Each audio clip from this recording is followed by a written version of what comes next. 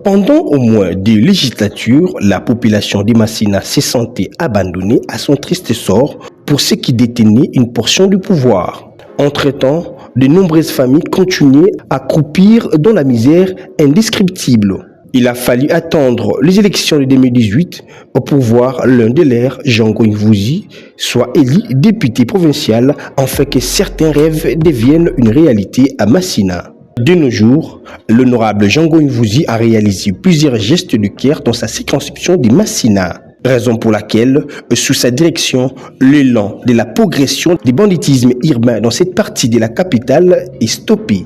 Grâce à la mise en place de la gratuité de l'enseignement rendue possible par le chef de l'État, Félix-Antoine Tshisekedi Tshilombo, les enfants ont bénéficié de fournitures scolaires et tant d'autres. Les commerçants et commerçantes ne sont pas en reste. Ceux qui éprouvent des difficultés pour reprendre leur trafic ont rencontré sur leur chemin celui appelé affectueusement Likofia Tiangou pour relancer les activités.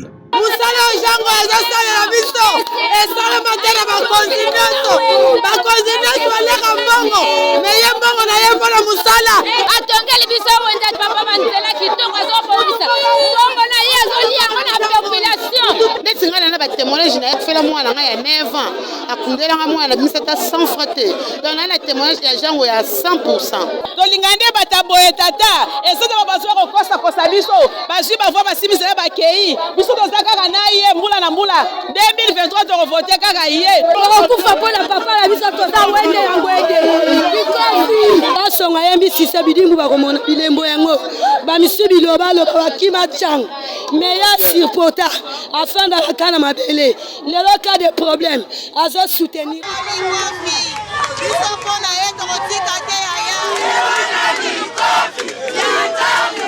mwana moko malamu avande sika pusiera pilipili pusiera wangila kazo yemse ya benga na biso benga na kabiso te soki obeli akobimisa mbongo mwana malamu akangaka mutema te tokotaka tosepelaka ndengi tolingi toliaka ndengi tolingi alatisaka biso akundaka biso bibembe nyonso nawo yayebi te mwana malamu mpenza banda na batama na komi paka nano namona mokonzi ya bongo te apar Django ana pasi okelelela yako yamba yo aza mwana bamama atikeli biso ta toteka awa tozala kovanda na se ateli biso pavement a liboso na avenir na ye na liboso ya lupango nde toteka kaka ye wana nzambe atombolaki nde liboso mpo baministre ebele toyebi akopermetre te totya salite totya pouchere toteka boye totya makelele toswana bakolinga te me ye alinga sipota mpasi na biso mpe douleur na biso awa tozalaki na potopoto me tanga lafandi na pavement. Les grands hommes ne sont jamais seuls dans leur lutte, ils sont parfois seuls dans leurs actions. André Malero. Django ya osala so na ntsango na moko te na sala ngo awa na ya zo sala pour la biso awa atuka awumela makati pour la biso ba mama Django to simela maboko to zakati na to kangie Django sala so bolamu to kana kite en la sepel makasi donc ye penza ko leka pe to sala tufa leka banda Django e banda muta sala makaba bazaite kaka Django yango to bi Django kolemba te ata ba to telemela so ba mama to sala simala yo Django imakama zo sala to mona na hote yango to mona mama Django toujours likolo Django ijama linga bosoto ACP umela na yo simali bende mosusu azata kokali na azate kaka ye obele ye ne Django. De la parole aux actes, Django Mvusi, les pas sont franchis, l'impossible devient possible.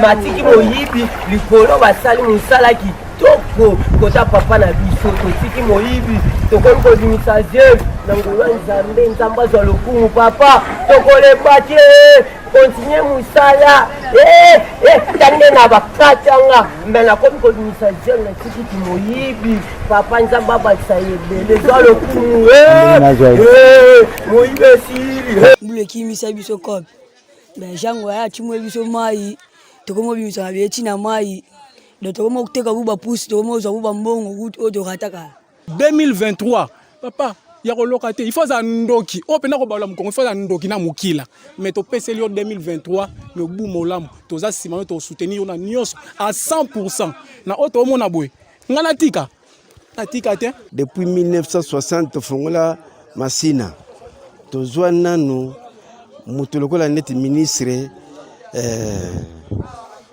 Jango ite alors en tout cas iloko yo sali ti liwana biso to banda voter kaka yo donc nzela oyo fongoli pena mayawa na ko pesa kombo avenir Jangoi pona ngana tikala tika na inane pona tika place yo na kenda ailleurs mais na yoko mona excellence Jangoi akitisi tracteur wa makambo esalemi na tikala ko mona ngote na yoka pesa ngo bandeko bazaki liboso ba bisinga ke esalema te eloko asali vraiment nzambe apambola ye biso bana mai tanga to sito voter ye azui ba voir na ye ko vivre à chaque moment na ba inondation mais depuis que son excellence monsieur le ministre des finances à ville Kinshasa à la personne de Jangoi a sunga qui pena population à contre akiraki tous les 4 mailles ya Masina entre autres pe mailles au Malemba donc yango toza bénéficiaire en tout cas tozo vendre siko bien pour zango imvunja timuni mai siko to komile mai de bosile de zalaki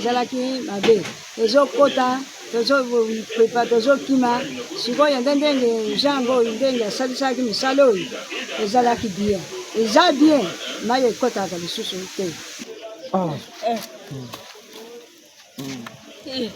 ba beti boy yo kotana ndako mais lelo yo wana kala mais lelo siko bien L'homme politique n'est pas dans ce qu'il cache mais dans ce qu'il fait. Fiza Nawena Ndi na mbula tobebaka mais siko loko tomoni to sepeli makasi to lamuki azali mutu na biso ya chango toko simbela makambo nyonso ezala bato ya musika baye kokosa biso bosa toko ndima yango lisusu te parce que tozeli bango po basunga biso tomoni mutu moko te camarade ya malamu batala ya tango ya pasi to sepeli jango indenga ye to sepeli makasi to bande kolela ndema ebuka na biso meloko asepeli asunga biso to kotika ete to yambie pe to kotia ete voter lo biso ka sali lisusu ake liboso place to nyora makasi ezala na potopoto moko kutu ata bato abana kokota awa te mais tokomona honorable na biso Jango imvunzi likofi ya tiango ale aye kotiela biso nsima tosepelaka makasi mpo na ye mwana biso tobota asali biso ye minene kombo na Jango imvunzi tomoni pasi awa lelo mwana oyo ayokeli biso mawa asali biso biloko ya lamu na sepeli papa kenda liboso kozonga nsima te papa ezalaki potopoto makasi soko bozoni ata potopoto na potopoto etonde na solo na bofulu na basalite ebania bazobwakela biso awa lokola tata abongisaki tosepeli makasi tosepeli topesi ye merci mingi kutu ezalaki place moko kutu nakoloba kutu te po place ya konia te ezalaki te place pa kotambola ezalaki te place pa kovanda ezalaki te papa Jango ndenge ayaki wana za mutu kati ya bato parce que asali lokwa biso tozala nzela ebongi tokomi koniata tokomi koteka pe tozosepela asali nyonso biso tosepeli nango. Il y a un homme d'État na mboko oyo. C'est son excellence monsieur le président de la République Félix Antoine Tshisekedi Tshilombo. Siko bato ba comprendre vision na ye neti ba Jango yi batimbeli basali eloko mais ba kidiba bafana kana kidiba na 2023 l'air baoya tamba oswa carton rouge balo bate Jango ya trikele bango tosepeli makasi ndenge papa na biso Jangoi aye kotiela biso ba beto place oyo ndenge tozali kovanda na potopoto tozali kosufrir soki mbula ebeti moye toteka biloko ezate siko tosepeli makasi tokomi koteka l'aise bato bakoya kosombela biso biloko à l'aise salite moko tozalaki nango papa soko ozala butimi te okoteka te mawa okokofana banda ntongo tie liboko na matama mais loko papa sayeli biso papa tozomona ngo mpe nde esengo monene na kati ya marché oyo esengo etondi biso makasi papa na nguya.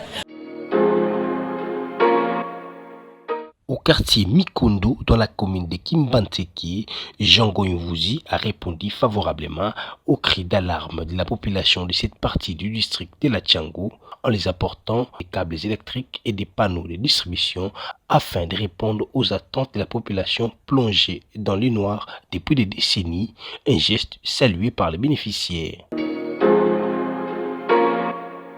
Likofi Tchango, comme on lui a surnommé, Jean Goyunvuzi a mis à la disposition de la population de la Tchango et c'est de l'extérieur de la capitale plusieurs forages pour les permettre d'avoir l'accès facile à l'eau, question d'exprimer la bonne volonté qu'il a de transformer son district et puis d'apporter un changement. En ce qui concerne les éclairages publics, Jean Goyunvuzi dit Likofi Tchango a des œuvres palpables que personne ignore.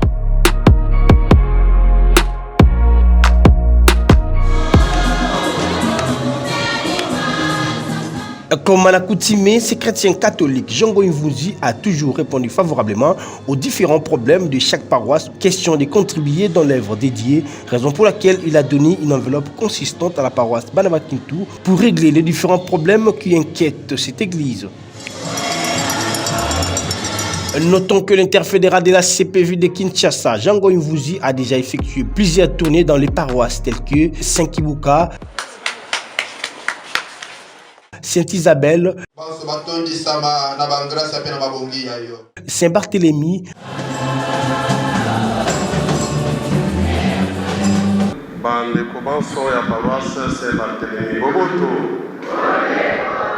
Maman à Boboto, divers maîtres et d'autres paroisses de la Tchango, ainsi que plusieurs églises de réveil dans le but de communier avec les chrétiens. Son père d'être contredit, Jean Goyunvuzi ne cesse de réaliser les gestes caritatifs au profit de ceux qui l'ont élu et de ceux qui ne l'ont pas élu. Excellence, votre générosité restera inoubliable et comme élève, nous vous considérons un modèle et exemple à suivre. Que le Seigneur Jésus-Christ, par l'intercession de la Vierge Marie, continue à soutenir vos multiples projets que vous initiez pour nous. Notre impression, ce n'est que la joie. D'abord, nous manquons de mots pour dire ça. Vous avez entendu les scénettes des enfants, qu'il y a certains enfants qui ont fui l'école puisqu'il n'y a pas de toilettes. Aussi longtemps que nous avons eu des latrines modernes, ce n'est que la joie que nous pouvons exprimer. D'ailleurs, on ne s'y attendait pas. Parce qu'il y avait même des ONG qui étaient passés par ici, qui nous ont promis des latrines, mais qu'ils n'ont pas fait. Vraiment, nous sommes très contents, très satisfaits. Vous avez remarqué même la réaction des enfants. Vraiment, c'est une grande joie pour nous. Je pense que son Excellence Jean Goy est marqué de tous les politiciens. Effectivement, on devrait trouver quelques politiciens d'ici, mais avec son Excellence Jean Goy, il est prêt, il écoute et il réagit. Et surtout, qu'il est pour la population. C'est pourquoi nous avons estimé qu'avec lui, la solution sera rapide. Et surtout aussi qu'il est notre candidat national. À ce moment-là, nous avons tendu la main vers lui pour qu'il puisse venir en aide l'infrastructure scolaire qui est en péril. Et heureusement, il est venu sans plus tarder, pendant que nous avons lancé le message à d'autres qui dorment jusqu'à aujourd'hui, nous n'avons reçu aucune réponse et aucune solution quant à ça. Tosengi, tous s'approprier cette œuvre. Et li kolobanini. Ata mukolo moko te ndako oyo jango ya kolongolango amemengo ti Kinshasa. Loko le salimi boye etikali libela na libela. Depuis na banda musana Bekatefu depuis 2008 nano na Zwado ya boite, c'est la première fois na Zwado ya boye. Na changu jango azana adversité. Tango ba bengi ezali kofi oya bitumba te ezali kofi ya ba action. Na sepeli po banda kala na Zwano na mona na don boite mais pona papa lelo na moni apesi biso boye dans na sepeli arumela. Na tango azo ede biso na biloko ya musala eza te ke biso pe tokotika ye tozaka na sima na ye mpona kosoutenir ye na nyonso oyo azosala. Papa Jean Goy son excellence Likofi Achangu. Vraiment aza papa ebiko va na bana. Aza vraiment papa auto soutenir à 100% na nyonso. Sengezo makasi na ndenge apesi zo adon oyo alemba te a continuer toujours kosunga biso po toza bana ye.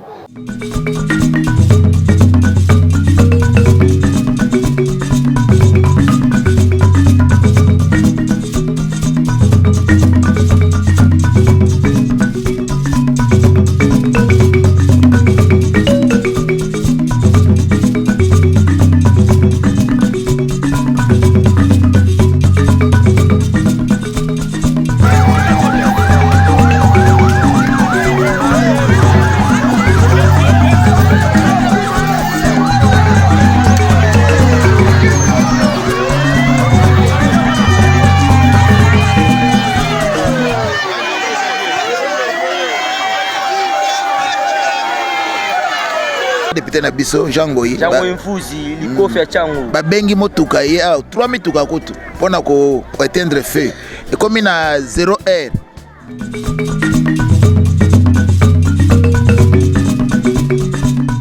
Jangoyi Mvunzi élu député provincial, il a fait promesse à la population de Massina d'agir face aux défis auxquels fait face au quotidien.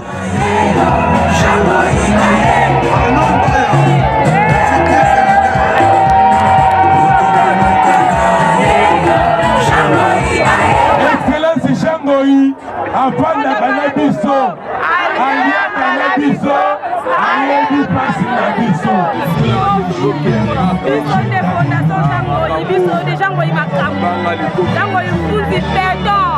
Jango toliaka na ye tomelaka na ye totekaka na ye na wenze.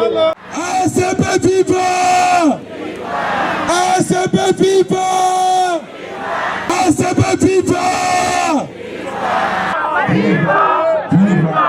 Chatiningo Bila, autorité morale, Fatih Beton, président.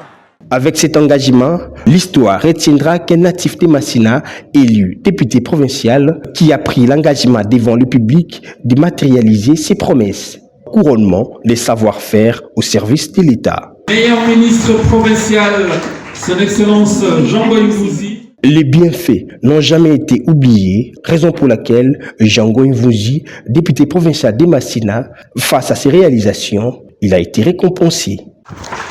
Meilleur ministre provincial, Son Excellence Jangoyi Mvunzi. Changu mobimba Congo mobimba RDC mobimba oyebisaka ke on aime ce qu'on a, surtout moto azosa musala malamu. Honorable Jangoyi nzamba pambola epo na komona bana Massina ozotala ke Massina ezozwa forme à travers papa Jangoyi, en tout cas nzamba pambola yo na pesa ba polo pesa na vlo ayo na kile ki tokumosi to yukusaka na te yuki ngai na so ko mama yo tu vota yo tu pesa yo ba foi ou kamata ba foi na biso kenda ou dimwe biso ou mona na kaniso sute na pesa bila masanga na pesa bila ba polo ba pesa ka famola ya wala kile na kangila bino ya sala dunie fungula ngo yujo tiaka muno kufungula anga ne kenda kan fungula anga na sala kan fungula mama fungula wana si tubukaki yango tuzi fungula na biso ba mama ya biso sute atala opesa fungula na itu zwa fungula na okende nango tika mwana nanga nipro asala nzela ndi alizwa fungula na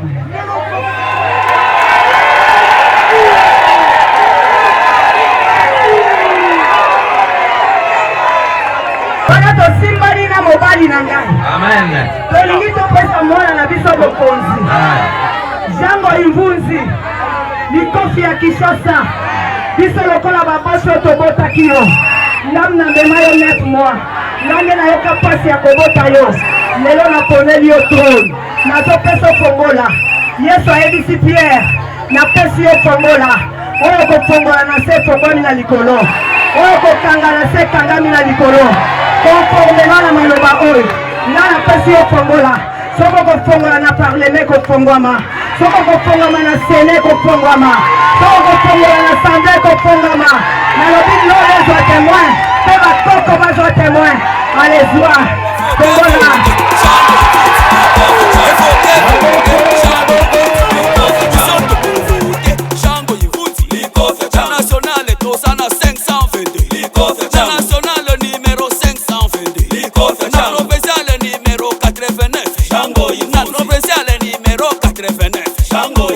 force du nombre, toujours derrière son initiateur, Django Imfunzi.